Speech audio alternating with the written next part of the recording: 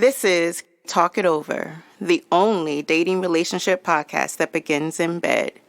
Make the time to subscribe. Now let's pull back those sheets. Can we talk about the relationships? Can we talk it over, see how we can build? Only you and I know that's the way it goes.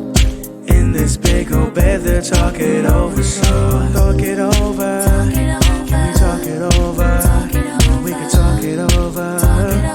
Can we talk it over in bed? Talk it over. Can we talk it over?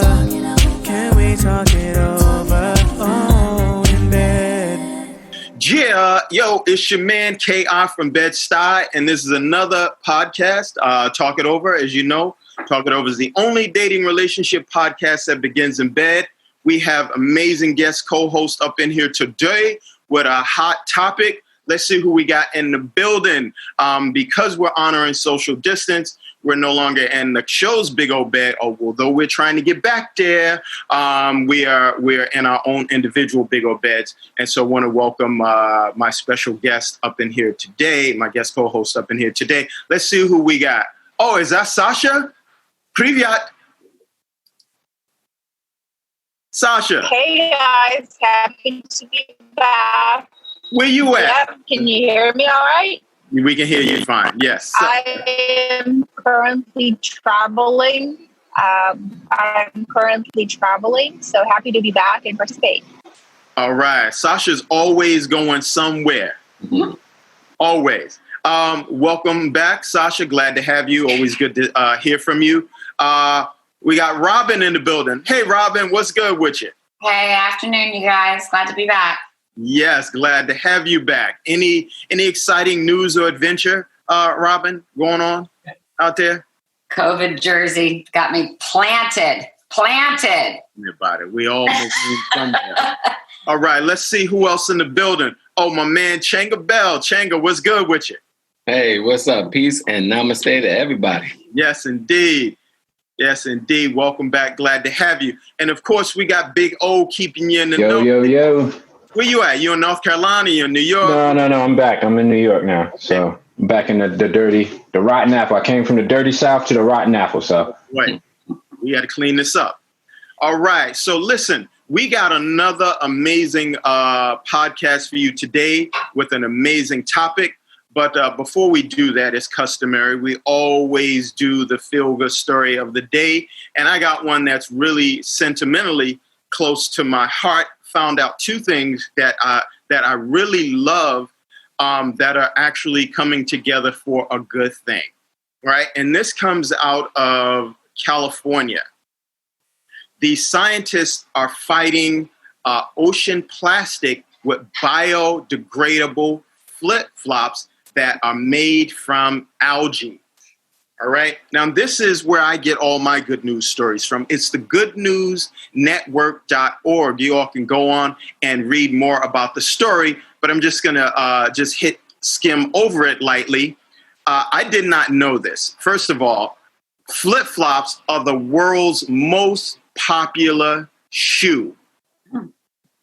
And sadly, flip-flops account for the huge amount of plastic waste that ends up in the ocean. Right? That's a real big deal. Like, we have to do a much better job at preserving and maintaining this big, beautiful blue-green ball that we have been so blessed to have the honor and privilege to live on and be a part of, right? So this, the UNC San Diego partnered with a startup company, Algenesis Materials, to produce a commercial-grade polyurethane foam from algae oil to create a sturdy flip-flop that will biodegrade in around 16 weeks. Okay? Around 16 weeks. It says, with a biomass content of 52%, the flip-flops are still entirely biodegradable, but that hasn't stopped the collaboration from looking to create 100% biomass shoe. This is something that is really important personally, to me, I love flip-flops. I probably got more flip-flops than I have anything. All sorts, shapes, sizes, made from different materials. But I'm really sad and disappointed to know that, 52% of what is found in the plastic that's found in the ocean actually comes from the world's most famous shoe. So we really got to do something about that, right? So check out the article and let's see what we can do to be more conscious and aware of the environment that we live in, right? So I thought that was a really good feel-good story for those of us who are really concerned about the welfare of the planet. So there we go. Let's do our part, right? We're all feeling good? Nice. Very nice. Something we can get in. Who wears flip-flops? Does everybody here? Only on the beach. Yeah. Beach wear only. You wear flip-flops, Big O? Only on the beach. Only on the beach? What about you, Sasha? Absolutely. I have some on right now. Me too. I love flip-flops. I'm the flip. They're not good for your health and posture and back and all. Like, if you ask a doctor, they usually advise against wearing. Really? Flip-flops as footwear, but nonetheless. Wow. I know the Crocs. I know that to be true about the Crocs. I spent the summer wearing the Crocs, spring, summer wearing the Crocs, and it was not good for the bruh's feet. So, barefoot is best when appropriate. Yes. Or where you can. Where you can. So, Big O. Yes. Yo. Keep us in the know, bro. All right. Here we go. Topic for today's podcast is personality changes. And what we mean by that is we all enter relationships at one stage of ourselves. And through the course of the relationship, however long it may be, we each are different versions. So in that, how much change in the context of the relationship, how much change can be allowed without it threatening the relationship? Wow. That's a good one. So, in other words, if you enter a relationship and your ideas at, 20 of what your relationship was supposed to be like or what your marriage was supposed to be like, if it's drastically changed by the time you're 30 or 35 or whatever, and maybe it's one person and as the person you're with has a totally different perspective or different wants and different ideas, how does that work with the relationship? Does the relationship now have to end? Can you grow? We talked about in earlier podcasts, compromise, collaboration. So there's elements of that in there. So basically, I think this is one of those where I've seen quotes. We all have seen captions on Instagram, catchy captions. It's like, if you're the same person you are at 30 as you were at 20, you wasted 10 years of your life. Because we all change. Mm-hmm. The question is, how much of that change and the visions and the wants that you have, how much can be allowed to where the relationship you're in can stay together?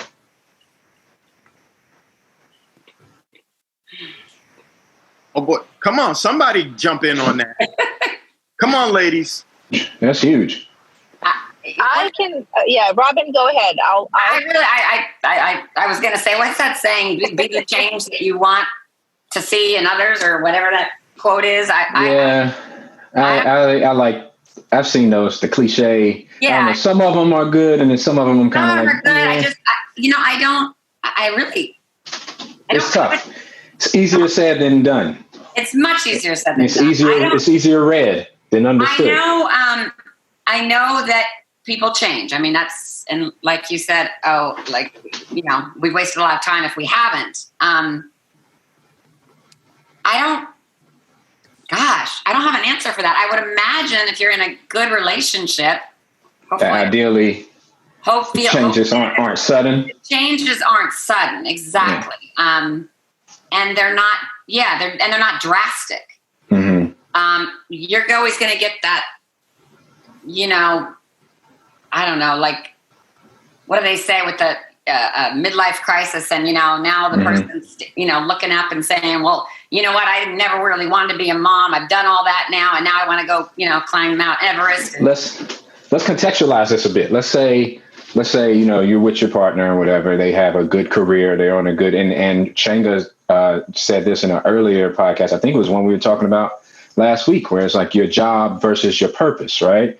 So say you're in a relationship, your significant other, they have their job, but then they realize, and their job may be a great job and it's helped you sustain your lifestyle, right? And they've advanced in their career, they've gotten the accolades, and things are looking very great. And that's the ideal, or that is the vision that you had when you were in that relationship, that this person was going to climb the rungs of their profession. But unbeknownst to you, or maybe not, but it wasn't their purpose. And then let's say they have to do an about face, right? Because now they're living, like you said, unbalanced. They're unbalanced. They're not living their purpose. Mm-hmm. And all of a sudden, it's like, hey, that great that great job, that great career, all the things that came with it, I don't want that anymore. I don't want that. This is not where I'm supposed to be. I'm going to go do X, Y, Z, whatever it is. I'm going to go become a farmhand, a ranch hand, or I'm going to go be a construction, anything. It could be anything. Or imagine somebody that's like, I've always wanted to be a doctor, and they're starting their education at like 45, and that just doesn't clash with what you thought was supposed to be the outcome of the relationship. Like how that's a huge change. Is that something that is, what they say, unreconcilable? Yes. Thank you. Irreconcilable. Yeah, that word. Yes. Right. That word. I can't say it either, Big Ole. I would have been all irreconcilable differences. That's interesting, because when I married my ex-husband, and we were very young, we knew each other very young. And I didn't have any ideals of, the kind of job I wanted him to have, or I just knew the type of person he was. And I knew the lifestyle that I was going to hope to have. And it just sort of fell in place like that. And later in life, he was telling me how he really always wanted to be like a college professor, which is fine. But I was used to him being in the business world. My father was in the business world. So he was in the business world. And all of a sudden his hopes and dreams sounded like he really wanted to be a college professor and live like, on the college campus itself in the housing. With girls. In other words, he was trying to get rid of you. He wanted to go flirt with some. There's a not really college, more like a private school. There's a private school in Rhode Island, and I was born and raised in Rhode Island when I was young. So we used to go there all the time, and so I remember thinking, yeah, no. I don't want to be that like professor's wife living there with all the other, like in this little community. I just felt, I remember that was he never did that, but I remember that was a little bit of a teetering point. Like I thought, I don't know if I'm going to be able to hang and do that. Like that's not the life I want. How do you honor your truth, right? And also at the same time, if I'm sure the intent was at that point in time was to be supportive and keep the relationship as healthy as possible. But how do you, is that one of those things where we have to collaborate and compromise? Or if it is the be all end all, where you have to recognize and say, hey, look, this is not the life that I envision for myself. We're at a crossroads, and we have to figure out, are we going this direction together, or are we going another direction separately? Well, I mean, right. I think that depends on the situation. It depends on the lifestyle. It depends on where you are in the relationship. Fortunately for us, we were still fairly young. And I think he realized that with our young 4 children, that was not really going to cut it very well. And maybe that's something I can do later in life when I decide to leave the business world and my kids are pretty established, kind of thing, which is kind of sort of what he's doing now. So I think together there wasn't a whole lot of compromise, but I think together we realized that's not the life we envision for ourselves. And we've got 4 little kids right now. And what's the reality of really going back and living that way and doing that kind of thing at this point in time, right? The other side of that, the other situation would be, like you said, I think it depends on the people. If I'm adamant about where I am and what I want to do, and I've always wanted to do this, and this is what I envisioned, and we met and we joined forces, and that's what was introduced to me, that's where I was going to be, and then all of a sudden you decided to change. I don't know. I guess some people could change and collaborate and, go on a different course. Some people may not be. Some people might just be like, yeah, no. Is he a college professor now with a little young tenderoni under his arm and a Corvette? Yeah, I wouldn't know. Here you go. No. He's a Corvette. Corvette. Corvette with the drop top. Tenderoni and Corvette, I don't really care if he's that. He's not all that. Good for him. And there's other problems that come with that. Yeah. You ain't a little bit curious, Robin, like what him doing? No. He just lives right here. I see what he's doing. Don't worry. No. He's still trying to get back with you? No. We're just close. So the topic of the day, right? The topic of the day is what's the topic, Big O? How much of a personality change can be introduced into a long-standing relationship without threatening the relationship? Wow. So I saw Sasha hop on for a quick second. I don't know if she wanted to jump in. I was going to say Naz is projecting. Oh, okay. Yes. All right. Got it. Thank you. I will say that I don't agree. Well, change is kind of a tricky word, right? So I don't think the core of a person changes. Right? Mm-hmm. If you're a person, like their values and convictions.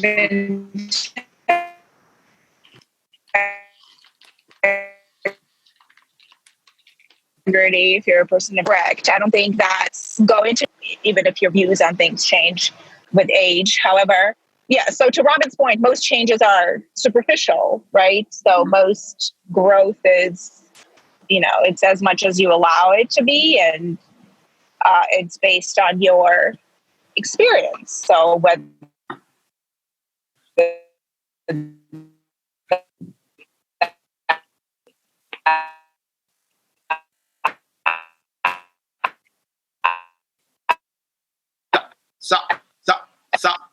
Sasha, I'm not hearing. You're in a real bad place. Wherever you at is terrible.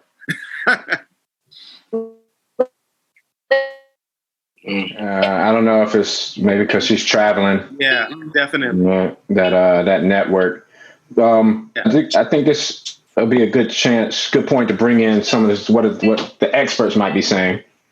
Yeah, Sasha, your message is. Hold on, I'm sorry. Your message is being stepped all over. We heard hardly none of what you said. Yeah, so we have to apologize, and signal got dropped. So yeah. Yeah, listeners, this happens, right? This is the what we're in. So Big O, what were you gonna? So one of the websites that we went out to just to see what the experts are saying out there about, change, personality change. Yeah. This is an article called 11 Things It's Okay to Change for Love. And this is from bustle.com, written by Laura Rutherford Morrison. Okay. And the 11 things, I don't know what's up with bustle and the number 11, but they seem to know, right? So the things they say is okay to change. And I think not just for love, but okay to change for yourself. One, your interests and hobbies, of course, your health habits, right? That's always good, especially if it's a positive change. Yes. You want to take better care of yourself. I had to give up bread, y'all. Give up that bread, baby. You reach a certain age. I'm in mid-50s, and me and the bread was not working. Even if you get fresh baked, just straight out the, still no good. I don't know. I'm experimenting with it. I'm a week and a half in, and I feel different. Right? Okay. I totally feel different. I haven't had any issues with mucus. Uh-huh. And I tell you what, when you're much young, when I was much younger than I am now, had the 6-pack abs, and everybody's like, as you get older, it's gonna take a lot more work to keep those 6-pack abs. Mm-hmm. They was not lying, son. Okay, and getting rid of that bread helps. Like just in a week and a half of not eating a lot of bread, and I've all but eliminated it. And then I just in my workouts, I can see that those abs are going to be able to snap back and bounce back. So continue. Sorry, I just had. Sorry to all the bread companies out there. Yeah. So we're not. This is not a boycott against bread, but not at all. We're not. Not at all. I love pizza. Some of the other stuff they said, where you live is okay to change. Bad habits, if you want to get rid of them. Maybe your partner's punctual and you're always late. You'll be late to your own funeral, so that's something you can change. Your clothes, your fashion sense, always okay. Yes. Your grooming habits, domestic routines, social habits, which I think is cool. I think a lot of people should be okay in trying to create new social circles and not always being stuck. Especially if the social circle is not particularly helping you grow. The way you argue is a good one. Your vision of the future. And then lastly, which I think should have been first, your ideal vision of love. And they say that one. Now that one to me, I'm like, is that okay to change when you're in a relationship? I mean, at least if you do change it, you at least have to let your partner know, like, hey, this is what I wanted when we started the relationship, and now I want this, right? So if your ideal vision of love looks different at any point in time, I think you have to get on that page because you're operating by two different playbooks. Absolutely. Now, what was that article again, Big O? And it's bustle.com, BUSTLE, 11 Things It's Okay to Change for Love, written by Laura Rutherford Morrison. Wow. Yeah. So Robin, may I ask it? So what was the change when you got divorced? Was the change in you, your ex, or was it like you both mutually realized that you all were changing and moving in different directions? No, I think I have to say it was probably in me. Okay. And what was that change for you? What was any of the 11 things that O read out? Were any of those 11 things part of that, or no? No. Okay. No, not really. I agree with a lot of these 11. Some of them are a little bit weird to me. Yeah. I want to go back to what Robin touched on earlier a little bit and get Changa in here, because I think this is kind of right up his alley, where you were saying, Robin, the cliche statement that goes around, be the change you wish to see in the world. And as popular as that is, we've already said it once, it's easier to say than do, easier read than understood, because you can do what you want to do or be the change you want, and it may or may not have the impact that you want on that relationship. And then you're like, well, what was the advantage of the change, right? Where's the pro in what I did? Well, it's funny because I'm dealing with a close friend for 4 years now who's going through some stuff, and obviously it's always easier to be on the outside than the inside, but to preach rather than practice. But I do see a lot of this, that people, whether they feel they've changed or not, they're obviously wanting something different, or maybe they didn't get what they thought they needed. And rather than back to make the change that you want to see, I find myself telling a couple of my friends, stop sitting around waiting for the change to happen, because it may not happen with those people. You know what I'm saying? So change what it is that you need to change for you. Unfortunately, if they don't fall in place the way you wanted them to, they probably shouldn't be there anyway, because if you're feeling like you're stuck, right? And maybe you've seen things differently. And this goes a little bit for me too.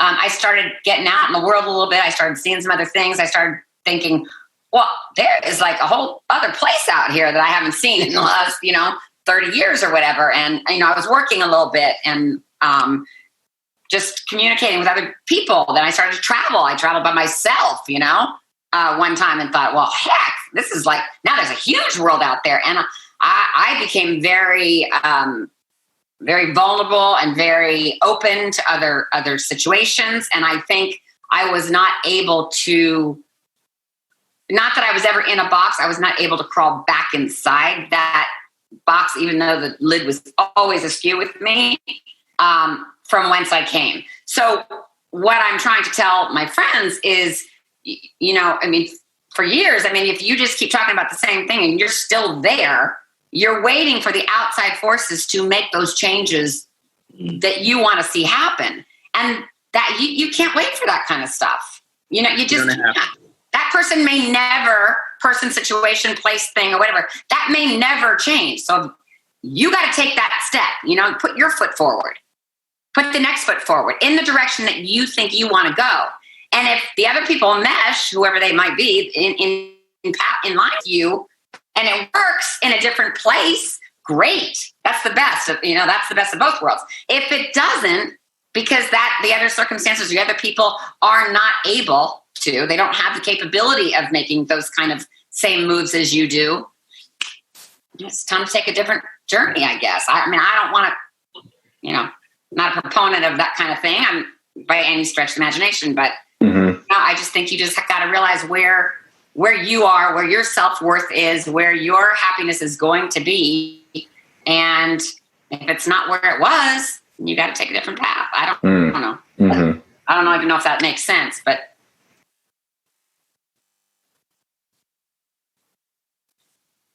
Changa, you got anything you want to throw in?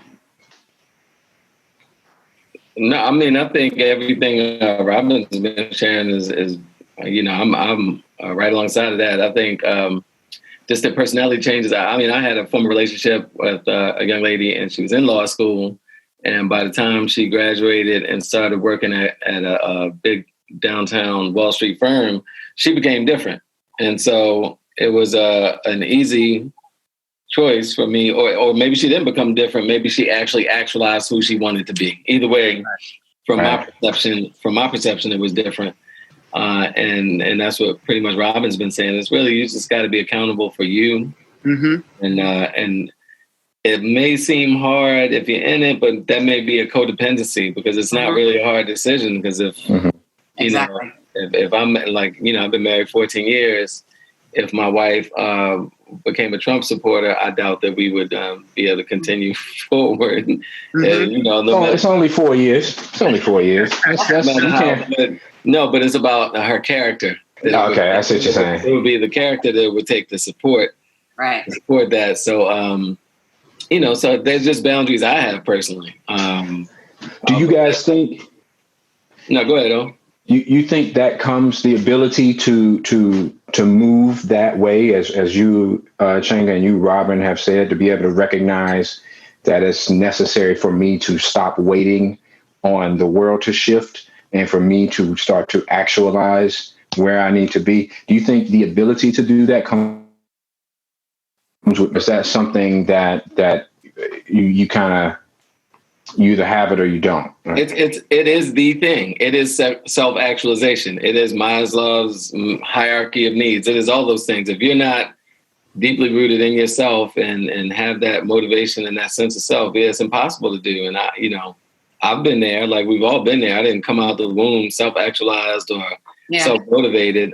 So, and to a lot of degrees, there's still things I need a push for, but I may be more advanced in some areas than other folks. But the comparison, it doesn't matter. It's just the fact of, it is a hard thing. But what we're talking about essentially is being self-actualized. And that's extremely challenging.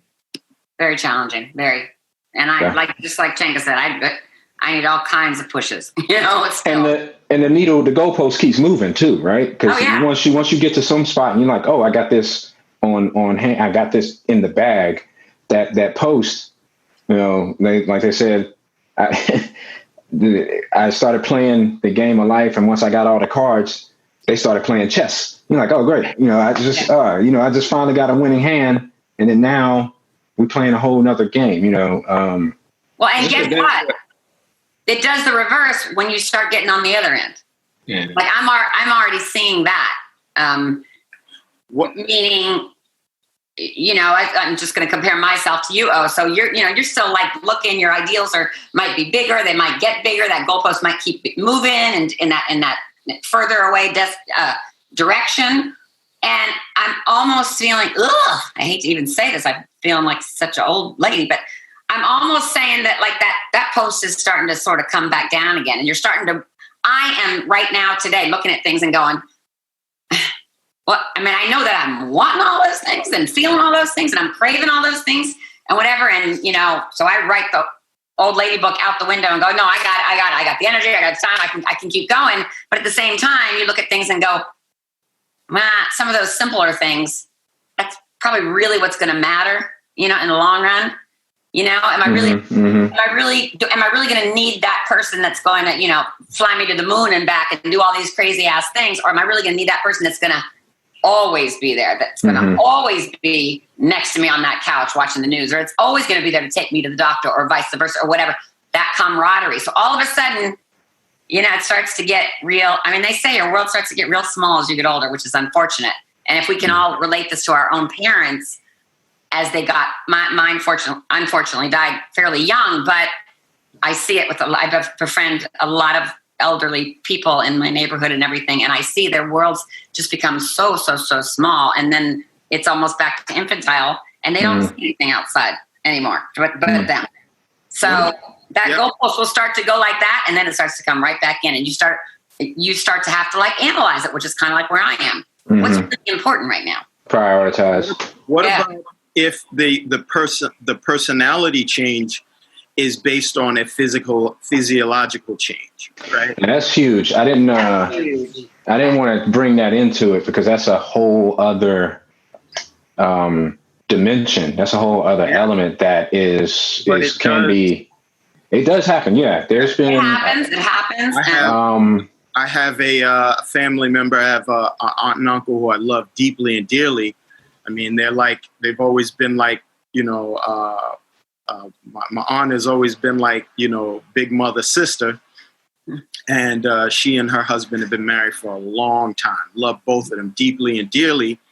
And his personality started to change because of physiological changes, right? He had a massive stroke. And he has basically given up on life. And my aunt's like, I'm keeping on with the keep on. I'm not giving up my life because he's given up his. Because his personality has changed so rapidly, right? And so, that creates a split in the family dynamic, right? So part of the family is like, no, that's you're supposed to stay to the end, good, bad, sickness and health, so forth and so on. And then the other side is like, no, you have to take care and edify you first and foremost, right? Yeah. What point do you draw the line? So it's a different narrative, but it does exist. Yeah. Changes do affect personalities inside of a relationship. And what do you do? And where is the cutoff for you? Right. And so there's no right or wrong answer. And we're most certainly not subject matter experts. We're sharing experiences with the hopes that we can assist others, right? Ourselves and assist others. And so I literally, for me, inside of this, I feel like I'm right down the middle. Like I'm like, Auntie, you're right. You have every right to live inside of your best self. Yet at the same time, you signed on for this agreement, this contract, right? But it is a contract and you can void the contract, right? So what I try to do is be as supportive as I can to Big Unc, right? Because he's been there for me throughout my entire life. But these things do happen, right? Yes. And, there are family members who are like, she's wrong. She needs to stay with him. Now that he's not at his best, and his best years are behind him, she's abandoning and leaving him. And I'm like, no, she has a right to her own life, right? Yeah. So that was a tough one. Yeah. No, it is a tough one because it's like you said, like Robin said, outside looking in, and that colors a whole spectrum of interrelationship dependencies and things. Because in a different context, it could be the same of saying like you sign that contract to marry someone and be with someone, and all of a sudden they change, or not all of a sudden, but gradually they changed and started abusing you, right? Now, am I supposed to be honoring that contract when doing so as not honoring my safety and best self? That's a different context. And most people would like say, no, get out of that. Get out of that. You're not honoring yourself. But then in your space, context is different. The choices is the same. Do I stay honor the contract or do I honor myself? And people have a difference of opinion. So there's always that gray. So absolutely. Never black and white. It's always that gray scale of like what is acceptable morally based on which person is giving their opinion. Right. So again, marriage is a contract. Let's be clear. Like the governing body really doesn't care whether you love that person or not, right? No. It's just a contractual agreement. Get you coming, get you going. Right, exactly. So if that is indeed the case, then you can void the contract if the contract is not meeting the agreement that you signed. Right. So that's the literally the governing body and the legal component. And then there's the moral one. Right. And it just seems harsh to abandon someone probably when they need you the most. Right. When they physically need you the most and maybe even psychologically need you the most. But there is that. I have to do what's best for me, right? Self-realization is the first order day. And so how do we assist people in making that transition, right? Again, we don't have the answers. We're merely having the conversation. And people experts who may have the answer to that, please, we commission you to come on so that you can assist us in assisting other people, right? Mm-hmm. And in a smaller sense, that goes back to the topic at hand, personality changes, right? Like I signed on for this version. Right. I signed on for version 1.0 to 3.4. Right. Yeah. And 5.0. And I can't follow that. I can't go that far, and so then it's, and if you're in that situation, it's like, hey, where is the limit? And we've always said it, context and individual, it's going to differ per person. It's going to differ per. Yeah. I mean, again, physiologically, you signed on to be with someone who was a woman. And then at some point in their journey, they decide they want to be a man. Yeah. Yeah. Right? That's a thing now. Yeah. I mean, it can happen. And so, what do you do in that situation? Right. And does that person, because that person's personality is clearly going to now change, right? Sure. In that situation, sure. Yeah. I mean, it may not change physiologically, but their personality is going to change because they feel like that other sex. Mm-hmm. Mm-hmm. You know what? I think when you were saying, I lost you a little bit when you were saying something about a marriage being a contract. You went in and out. But here's my view, and it's my view. So it doesn't have to hold any weight to anybody else. But hold on a second, Robin. I'm sorry. Hang on 1 second. Big O, what's the topic for those who just joined us? So they'll have context when Robin responds. Personality changes in a relationship, and it doesn't mean romantic, but it's not limited to romantic. Any relationship, personality changes. How much is too much to keep the relationship together. All right. There you go, Robin. I'm sorry. Go ahead. So I was going to say, in regards to marriage and marriage being a contract and everything, I mean, I view, the actual marriage, the decree, the piece of paper, that's just, that's just a piece of paper. If I'm marrying you, you're marrying me. We are making a contract between ourselves to marry what we know, what we see, what we've learned about each other. And that's what we are melding together to be together, as one forever or whatever happens, right? Back to your aunt and uncle, if we've played this part of this role in each other's lives, and we've always been these types of people, and then one, God forbid, has something happen to them health-wise, and they give up. Now they're no longer that person that you knew, like you were saying, your uncle. That contract is almost null and void not because you got sick, but because your personality has changed drastically from the one that I made a contract with. Yeah. So in other words, you, God forbid, something happens, and now you physically cannot obviously do the things that maybe I can, or that we both were doing prior to your health issue. But giving up and living a different type of life because something happened. See, I'm going to be, number one, going to be the one that's going to push you, right? And here's my flaw.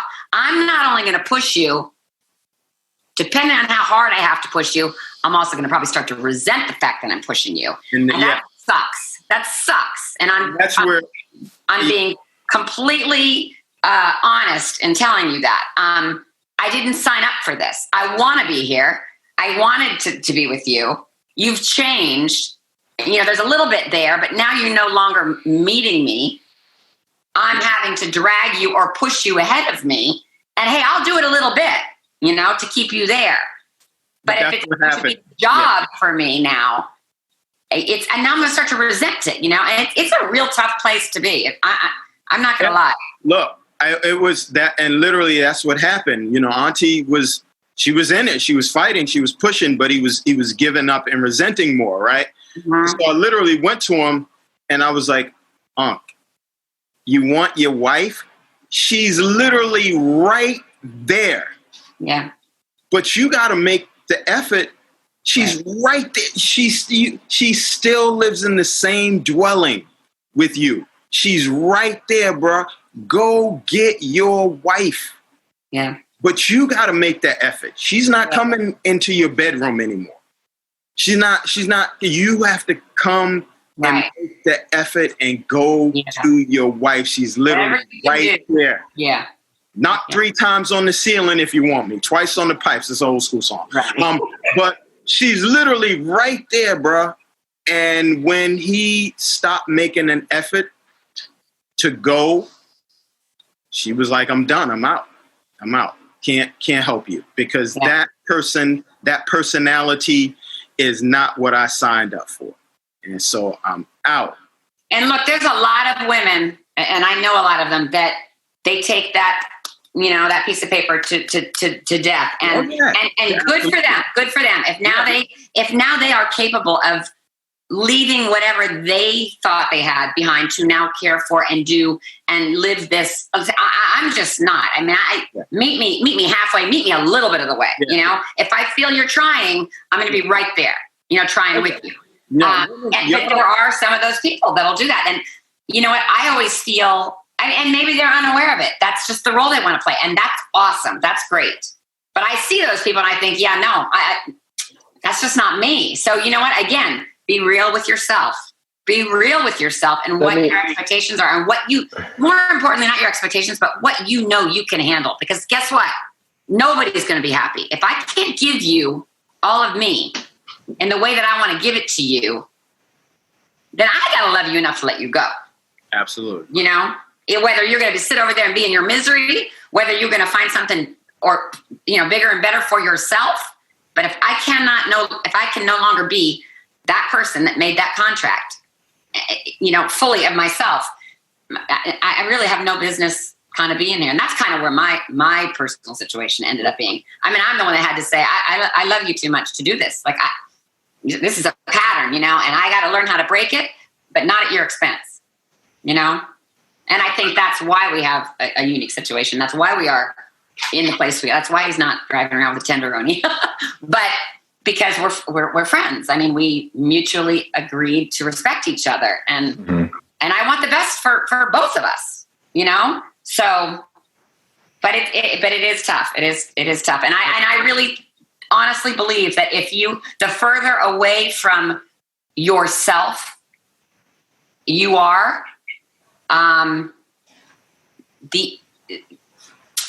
like I said, the easier it is, the more you're likely to stay in those kind of situations. Yep. Because you're told that that's what you're supposed to do, and you're going to give up of your own self. I'm a real person about I have to go in whole. I got to go in whole. Unless their self is like that actual caregiver, nurturer. Unless they're like that. Yeah, unless because there's people out there that definitely, even without being in a relationship, that's just their inclination. Oh, absolutely. Like they are the caregivers of the world, where it can be anything. Like if you cut yourself, they're right there with a Band-Aid. You're like, where'd that come from? You say I'm thirsty. Then I'll be right back. And they come back with a water. And you're just like, well, there are people out there that have that passion, relationship or no relationship. So yeah, they can still be true to themselves and be, well, I think what you're saying is correct though. It cannot be forced upon you. It has to be your drive, your purpose to be able to sustain any relationship, really. Yeah. Wow. I sorry we didn't get Sasha. We didn't get Sasha back. Would have loved to have heard what she had to say. She sounded like she was about to go in. But look, once again, we're not subject matter experts, right? All we can do is talk it over in this big old bed, and hopefully this will assist others in their journey. So. I want to thank my guest co-host once again joining us, and maybe we can get Sasha back and continue this topic at another time, or if listeners, feel free. Yeah. Okay. Send us some input. So our producer just came in with an interesting topic or an interesting question, posed an interesting question that kind of goes along with the topic, because we're talking about personality changes. And I think this may fall along the lines of a physical change, but it also goes into like, basically this is the idea that I had, and now I want something different, right? My wants have changed. Mm-hmm. And the question is, in terms of, in the scope of what personality changes are okay or become too much to keep the unit. Is, what do you do if your male partner and his personality has changed and says, you know what, I'm looking for someone to keep me young. I'm looking for that you keep saying, nah, that's right. Like if the vision of their ideal vision of love is to be with a much younger person than they are. How does that? Yeah, look, I had a friend, a good friend of mine. I was in mixed company. It was my old school friend, and he's older than I am, and a female acquaintance.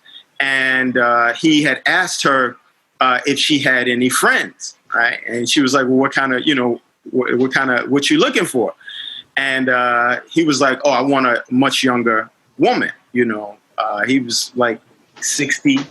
And was he currently in a relationship at that time? No, he wasn't in a relationship at all. And he was like 60. And he said, he wants a young woman, a woman much younger than him. And she got upset and offended, and I was Why? Exactly. Why is she offended? Exactly. I was like, that's his choice, like he's clear about what he wants. Did she think he was in a relationship? Did she think that he? No, he was. No, she knew his situation. She just was judging him based on what he said. And I said, but that's his choice. So what if younger woman, he said, look, I want a younger woman because a younger woman is going to be able to take care of me. So what if, all right, so let's throw that into the context of that's the same want, but he's currently married and he's like, the relationship is my old lady is not taking care of me the way I want. So I want a younger woman. Was she upset or was she disappointed? That's just more disappointing. Well, she got upset. I mean, she actually got upset and lit into him. And I'm like, well, first of all, those are his choices, right? That he was very demonstrative about what he wanted. He thought that he was supposed to have somebody. How dare him want somebody to take care of him? Yeah. And I want to say keep that same energy when like one of her friends is like, I'm looking for an older man that can take care of me. Like it goes both ways. It cuts both ways. Like, if you're going to be upset at that, then be upset both ways. But I didn't think it was any of her business to fire into him like that because she asked him, what are you looking for? And he told her, and he explained to her why, and so, it's now, right now. Yeah. It'd been different if he were in a relationship and he was talking about he wanted a younger woman or, then but again, that goes back to the topic. Yeah. Right? That goes back to the personality. Go ahead, Shane. No, I was saying obviously that touched her personally. Yeah, it did. Like, it's probably a personal experience. Oh, no question. It got under her skin. Yeah, no question. Because we were all, it threw me off, because I had brought the two of them together to do a business transaction. And, he saw her and he was like, oh, well, what's going on with you or any of your friends, and she was younger than even me. So he was, he was kind of throwing his hat into her. We all gonna reap what we sow. I always look at situations like that and sit back and smile, and because you can't go backward. No. And for anybody who thinks a 20-year-old is sexy, I mean, I'm 48 and the least sexy thing on the planet to me is 20, 25. Like that's the same thing. That's a lot of lumps on your head. You got to get still, and I don't want to take them lumps with you. I say the same thing, Changa. Look, I'm 54. I get young girls all the time, and I'm like, look, I got a dog older than you. Baby. I'm not even there's no. I can look at you, and that's about it, and I'm good with that. Yeah. Like I'm to give up being in a relationship that has been cultivated and nurtured with a woman in my range, in my age range, for a younger, I couldn't see it right now. That could change in 2-3 years, but I really don't see it right now. It's just personality change. Yeah, I mean, it's never been my thing even when I was younger. I always liked older women, so I couldn't imagine it really changing now. Reversing. Yeah, I couldn't imagine it reversing. It just like Changa's, a whole lot of lumps come with that one. Yeah, there's a lot of fries with them shakes, and there's a whole lot of lumps too. And I am not trying to take any of them. I was with my daughter once, and she's probably in her. This is before she got married, and one of her friends was kind of trying to flirt or hit on me, and my daughter got upset, and I was like, "Baby, you ain't got nothing to worry about. I can't do anything with her except look at her, and I'm good with that. So don't worry about it." But listen, we're about to get off the air. This is your man K.I. from Bedstuy. I want to thank my special guest once again, Sasha, my antagonist. See, it threw me off. She ain't here for me to mess with her. Left me here all by myself. Yeah, I always got to have somebody to duke it out with, and Sasha got picked. But thank you, Sasha, for attempting to join us. Hopefully we'll see you in weeks to come. Robin, thank you so much for carrying the ladies' torch. You did your thing. You shared your wisdom. We always appreciate it. Maybe we can get Sasha to piggyback on this one. When we air this one, maybe we can get her on Thursday. The live, and get her to come in on that. Perfect. So perfect, Big O. I think that'd be a great person to have come on with you on Thursdays. Changa, thank you once again. We'll see you. We'll see you on another one. Yes, sir. Always. That's what's up. Yes, go. We do audio podcasts, but we can see everybody virtually because it helps us when people want to talk. And I just love to see everyone's smiling faces. So I really appreciate you all not just doing the audio part, but coming on visually so we can look at you and see that everybody's well. I'm sorry, Big O. What were you going to say? No, I was just that was beautifully put. I was just going to ask, has any of those mattresses or bedroom furniture companies been calling yet? That's all. Yeah. Since we got listeners worldwide. Yeah, man. And I'm glad you brought that up, Big O. We have a couple of feelers out there for some potential sponsors, and we're looking into it. Our co-producer, Anna Banana, in addition to bringing us live and direct, she handles that stuff. But yeah, we have on that note, because we have listeners worldwide. We have listeners in Canada, Ireland, the Philippines, Romania, even. That must be Dracula. Spain, Germany, Brazil, Argentina, Australia. So we have listeners worldwide, and we welcome their participation, continued participation. And wasn't Dracula in Transylvania? Was it Transylvania? Which is in Romania, right? I don't know. Yeah, I believe so. Somebody fact check me. One of my Romanians. He needs a lot of relationship help. Yeah, I think Dracula got that on MASH. Anyway, once again, let's talk it over. Your man K-Off and Bedstuy. Slow motion for me. May all your ups and downs be in your bed. Peace. Thank y'all.